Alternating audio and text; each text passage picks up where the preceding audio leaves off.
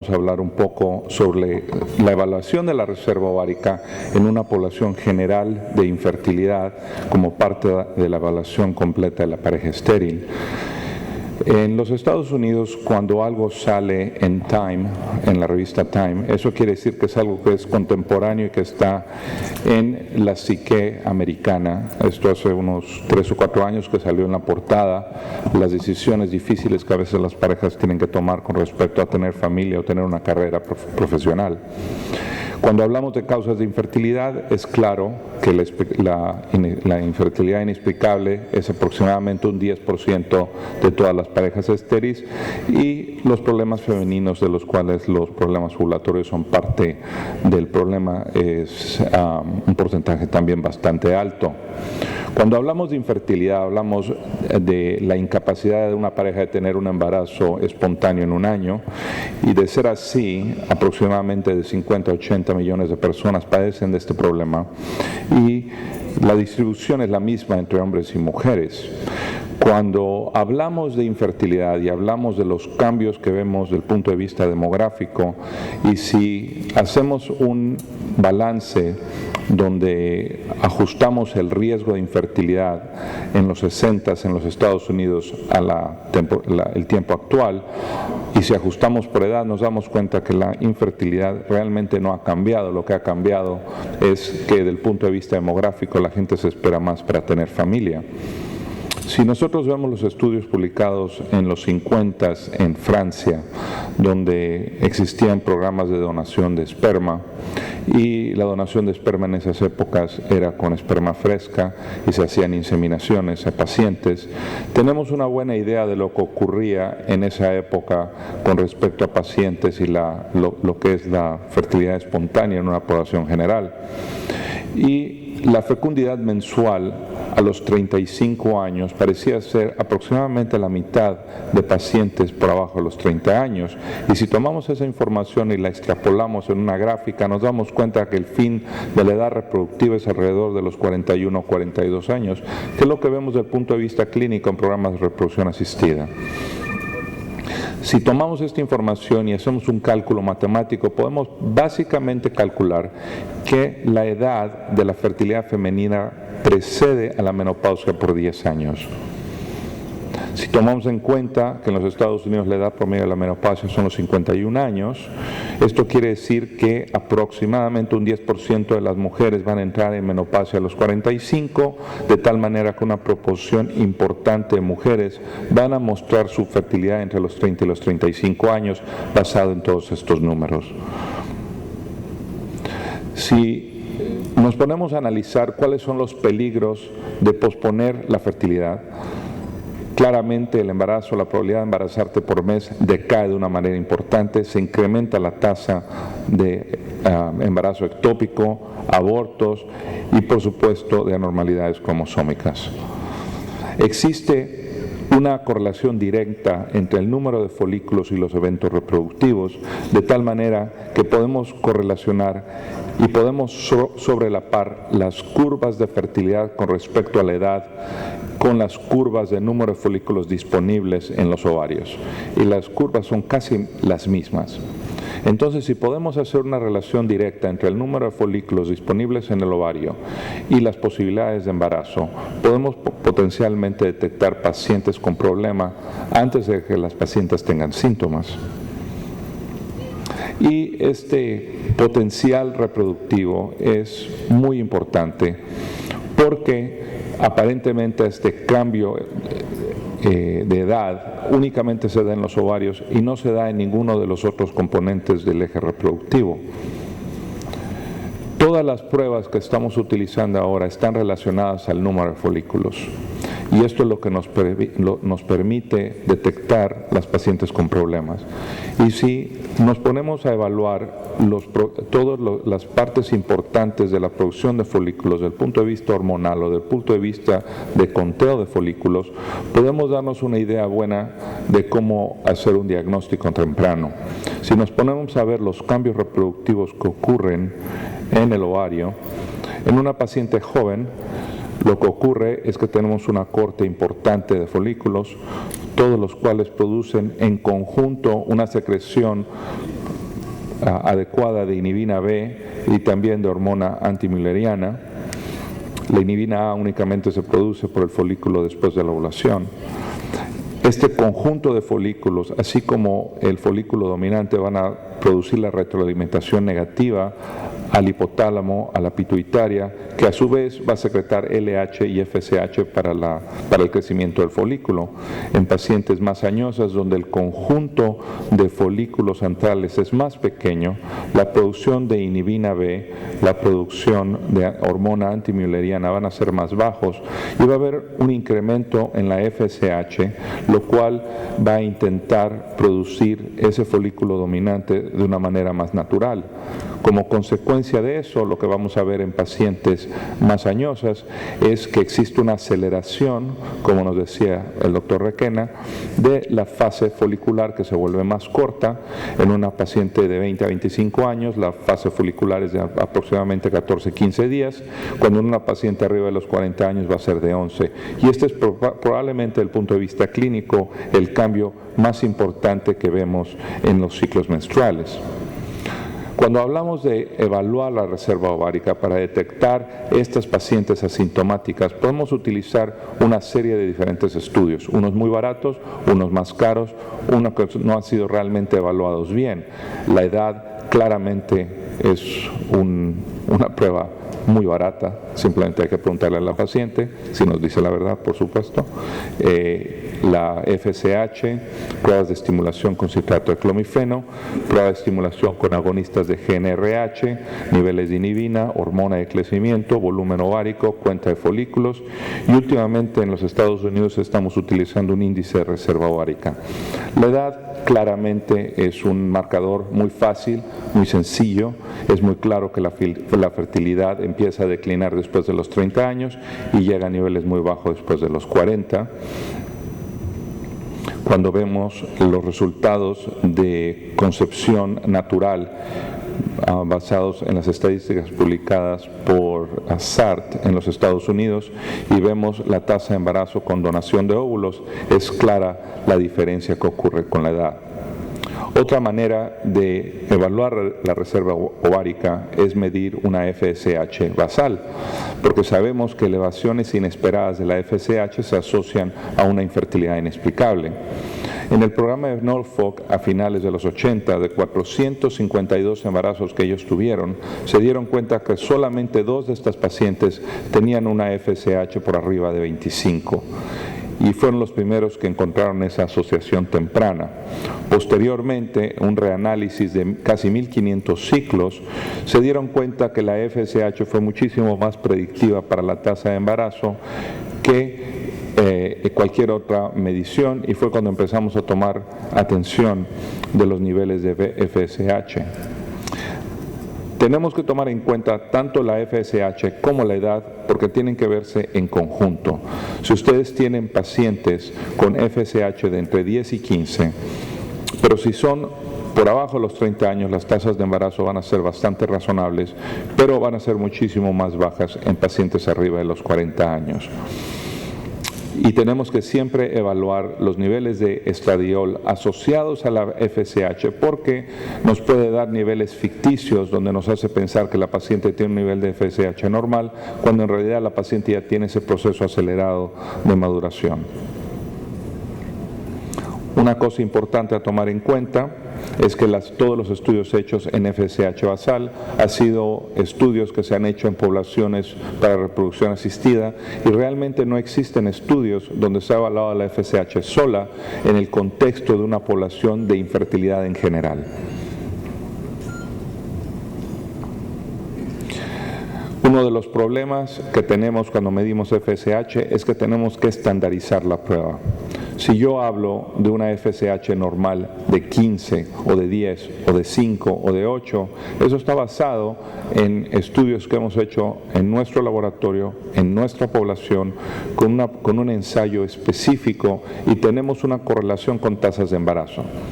¿Por qué? Porque la estructura física de la hormona tiene una biopotencia diferente y los anticuerpos hechos en los inmunoensayos que utilizamos actualmente son diferentes, no son todos iguales.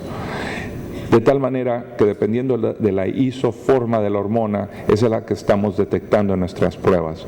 Entonces, si ustedes mandan la misma prueba de sangre hecha el mismo día en la misma paciente a 5 laboratorios diferentes, van a ver una variabilidad de casi el 30% entre los diferentes estudios.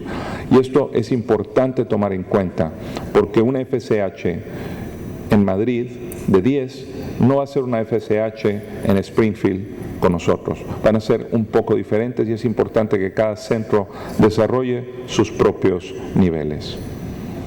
En 1987 el doctor Nabot describe una de las primeras pruebas de estimulación para detectar estas pacientes con infertilidad inexplicable. Y esto fue en particular en pacientes por arriba de los 35 años, y lo que él hizo fue una prueba de estimulación dando a la paciente 100 miligramos de citrato de clomifeno días 5 a 9 del ciclo, y se hizo un nivel de FSH en día 3 y en día 10. Hasta 1987 lo único que sabíamos, basado en los estudios en Norfolk, era que la FSH en día 3 era sensible y que podíamos detectar una población que no iba a tener buenos resultados en reproducción asistida. Basado en otras pruebas de estimulación, pensaron que a lo mejor esta era una prueba razonable y se estudiaron 51 pacientes. De las pacientes que tuvieron una prueba anormal, solamente una se embarazó en comparación a 14 de 33 en donde las pruebas fueron normales. Solo una paciente en ese grupo inicial tuvo un nivel de FSH elevado en el tercer día, pero fue normal en el 10º. Y estos hallazgos nos permitieron utilizar esto como una prueba diagnóstica, y hasta ahora existen 3 o 4 estudios publicados en este punto. Posteriormente, el doctor Scott en Nueva Jersey utiliza esta misma prueba para evaluar una población general de pacientes de infertilidad. Entonces, lo que ellos hacen en estos estudios iniciales es que la paciente llega al consultorio, a la consulta inicial, se le hacía la prueba de laboratorio, se agarraban los resultados, se guardaban en un cajón y nadie los veía. Las pacientes fueron tratadas con los tratamientos convencionales que ellos hubieran recomendado, y después de un tiempo estos resultados fueron vistos y se pudo evaluar cuál fue la correlación de la respuesta de la prueba de citrato de clomifeno y las tasas de embarazo. En el grupo inicial de 236 pacientes, solamente un 10% tuvieron una prueba normal, y la tasa de problemas asociados a la prueba fue diferente dependiendo de la edad de la paciente. Entonces, solamente un 3% en pacientes por abajo de los 30 años, hasta un 26% en pacientes arriba de 40. Y esto fue importante porque un 38% de las pacientes que fueron evaluadas habían sido diagnosticados previamente en otros centros como pacientes con infertilidad inexplicable, dándonos un aspecto de la infertilidad inexplicable que será una causa ovárica que realmente no habíamos conocido antes. Posterior a este estudio inicial, unos años después, el grupo del Dr. Scott incrementa el número de pacientes evaluadas a 589. Y si vemos las tasas de embarazo en pacientes con las pruebas normales, son claramente diferentes a pacientes que tuvieron pruebas anormales. Si ustedes dividen en ese mismo estudio a las pacientes con pruebas normales y las dividen por edad, vamos a tener una distribución de tasas de embarazo que va a ser muy similar a lo que nosotros vemos en la población general de reproducción asistida y en la población general de infertilidad. Pero si ustedes las dividen basadas en pacientes que tienen pruebas anormales, todas se juntan.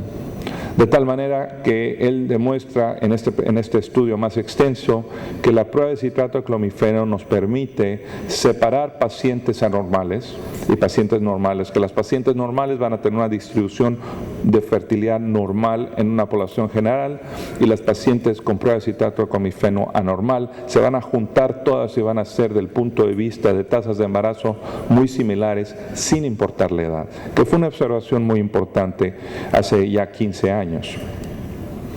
Posteriormente, otros investigadores tratan de refinar la prueba, añadiendo pruebas adicionales como son niveles de progesterona, y el doctor Hoffman en Cincinnati puede demostrar que añadir la progesterona, un nivel de progesterona en el día 10, añade un 10% más de pacientes con pruebas anormales.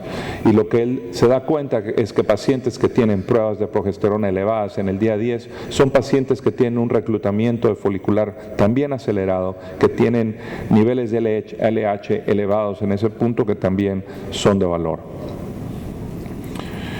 Posteriormente se describe otra prueba que es una prueba de estimulación de GnRH, donde se da 1 miligramo de GnRH en el día 2 y se miden los niveles de estradiol en días 2 y 3, y lo que se busca es el cambio de la respuesta a estradiol en estos pacientes. Estos estudios únicamente se han hecho en el contexto de reproducción asistida y son estudios muy limitados y no han sido utilizados en una población general de infertilidad.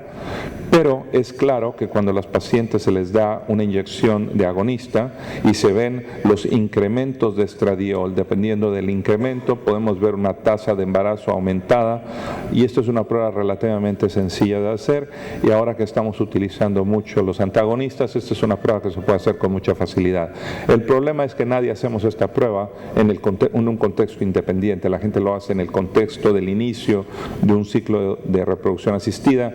Para entonces la información realmente no tiene gran valor porque ya tomamos la decisión de hacer reproducción asistida. Entonces esta prueba realmente cayó de boga y no se utiliza ya mucho, pero tiene una buena correlación.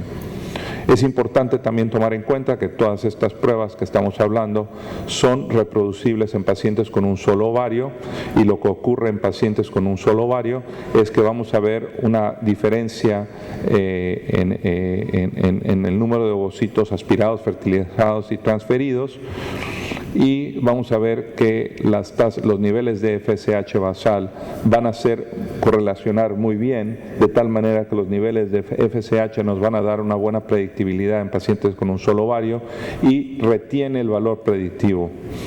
Inhibina B fue muy utilizada en los 90s, desgraciadamente fue una prueba que no tuvo la validez que nosotros habíamos esperado. Recientemente ha habido mucho interés en el uso del volumen ovárico. En los estudios iniciales hechos por CIROP de 261 pacientes, ellos encontraron que la media del volumen ovárico fue de 6,5 centímetros cúbicos, con un promedio de 7 y más o menos 3 milímetros cúbicos. La décima percentil, el 10% de pacientes con menos ovario, estamos hablando de un volumen de 3. Y cuando vemos los resultados de la décima percentil, estas pacientes tuvieron reducciones muy significativas de hormonas, ovocitos y embarazos, de tal manera que el volumen ovárico de 3 centímetros cúbicos o menos nos indican de una paciente con una reserva ovárica limitada. Estos son estudios muy fáciles de hacer, tomando mediciones longitudinales de ancho y de la grosura del ovario, donde claramente, utilizando una fórmula muy sencilla, se puede hacer el cálculo. Si ustedes ven los resultados de esos estudios iniciales, pacientes con un volumen ovárico de menos de 3 en relación a pacientes con volúmenes ováricos de arriba de 9, son pacientes que van a tener tasas de embarazo con reproducción asistida muchísimo más altas, y esto retiene su valor en reproducción asistida, y estudios en un grupo de pacientes con infertilidad, en una población general de infertilidad, son muy limitados. Otra alternativa que se ha descrito es la cuenta de folículos antrales en día 3. No requiere uno un título de médico para darse cuenta que una paciente con 2 de estos y una paciente con un montón de estos van a tener una respuesta y una tasa de embarazo muy diferente una a la otra. Pero los estudios iniciales de Banquese y otros grupos que han reportado esto nos dicen que pacientes que tienen 4,5 folículos antrales tienden a tener una respuesta a la estimulación ovárica controlada mucho más pobre y tasas de embarazo más baja en comparación a pacientes que son buenas respondedoras, que tienen respuesta de 11 folículos y tasas de embarazo que consideraríamos aceptables. Es posible hacer solamente una sola medida para hacer la predicción, y esta es una prueba que es fácil de hacer y que está al acceso de muchos especialistas en sus consultorios. Hay una correlación directa entre la edad de las pacientes, el porcentaje de embarazo, el número de ciclos cancelados basado en el número de folículos antrales que encontramos en pacientes por abajo de los 40 años. Entonces, una de las ventajas de estos estudios es que nos demuestran que el ultrasonido transvaginal es fácil de hacer, no es invasivo, es ampliamente disponible y es un instrumento que puede predecir una pobre respuesta a la estimulación ovárica que es probablemente superior a una FSH basal y se está convirtiendo en estudio de elección. Más recientemente se han reportado los estudios con hormona antimülleriana, que esta hormona proviene de los folículos antrales. Esta hormona antimülleriana es una prueba que se está volviendo cada vez más fácil de hacer, se está habiendo disponibilidad en todos lados y es una hormona que da un aspecto dicotomal donde podemos, a partir de un nivel perfectamente definido, predecir el número de pacientes que van a tener embarazo y en pacientes que no van a tener embarazo. En ciclos conceptuales, la mayoría de las pacientes tenían niveles de 2.4 y en pacientes con 1.1 o menos tenían una muy alta tasa de ciclos fallidos. Cuando en estos mismos estudios no encontraron grandes diferencias en niveles de FSH, inhibina B, estradiol, de tal manera que la hormona antimülleriana podía ser utilizada como un factor independiente para la predicción de la reserva ovárica. Más recientemente, un laboratorio en los Estados Unidos, utilizando fórmulas matemáticas, niveles de inhibina B, niveles de hormona antimülleriana, FSH, estradiol, ponen toda esta información dentro de una computadora y nos pueden dar una gráfica de la predictibilidad de este conjunto de mediciones, dándonos un número, y generalmente el reporte nos lo dan como un solo número, como ven en esta fotografía, y nos dan un punto en el espectro de la fertilidad normal de esta paciente. Este grupo tomó alrededor de 5,000 pacientes con fertilidad demostrada, con hijos, se les hizo estas pruebas y pudieron desarrollar una curva normal de fertilidad en una población normal, y las pacientes de infertilidad son comparadas a este grupo basado en estos estudios y estas fórmulas matemáticas. Son pruebas muy sencillas de hacer, es una prueba única que se hace en el día 2 o 3 del ciclo menstrual. La prueba se manda, el suero se manda al laboratorio en Boston, y lo único que tenemos que estar seguros es que la paciente no esté tomando anticonceptivos orales y que la prueba se haga a 2 o 3 días después de la menstruación. Entonces es una prueba muy sencilla de hacer. El costo en Estados Unidos es de $350 y para costos en los Estados Unidos el costo de un ultrasonido es superior a los $350, de tal manera que hay una costo-efectividad en la realidad del medio en el que nosotros vivimos. ¿Quiénes deben de hacerse pruebas de reserva ovárica? En mi opinión, pacientes arriba de 30 años. Como las pacientes de abajo de 30 años solamente tienen una normalidad del 3%, yo pienso que en pacientes arriba de 30 años pruebas de función ovárica y de reserva ovárica deben ser hechas, en particular en pacientes con infertilidad inexplicable. ¿Qué pruebas usar? Pienso yo que la prueba de estimulación de citrato de clomifeno es una prueba que sigue siendo válida, es una prueba que ha sido demostrada en una población general de infertilidad que retiene su valor predictivo, es una prueba fácil de hacer, es una prueba que la paciente siente que está haciendo algo para mejorar su fertilidad al tomar el clomifeno mientras se hace la prueba. Yo creo que la FSH basal tiene valor, pero únicamente en el contexto de reproducción asistida. La inhibina B, la hormona antimülleriana, la información es limitada, pero es muy posible que esta prueba por sí misma tenga un valor que pueda ser extrapolado en la población general, pero Ahora la información es basada más que nada en reproducción asistida. El volumen ovárico y la cuenta folicular antral es lo mismo, muy valiosa, muy fácil de hacer, al alcance de la mayoría de los especialistas, pero no tenemos información en el contexto de una población de infertilidad general. Y la prueba de GAST, yo creo que es una prueba que ya no vamos a hacer en el futuro, y este índice de reserva ovárica es muy prometedora. Parece ser que en pacientes con reproducción asistida tiene una validez bastante buena, pero no la hemos utilizado en una población general de infertilidad. Muchísimas gracias.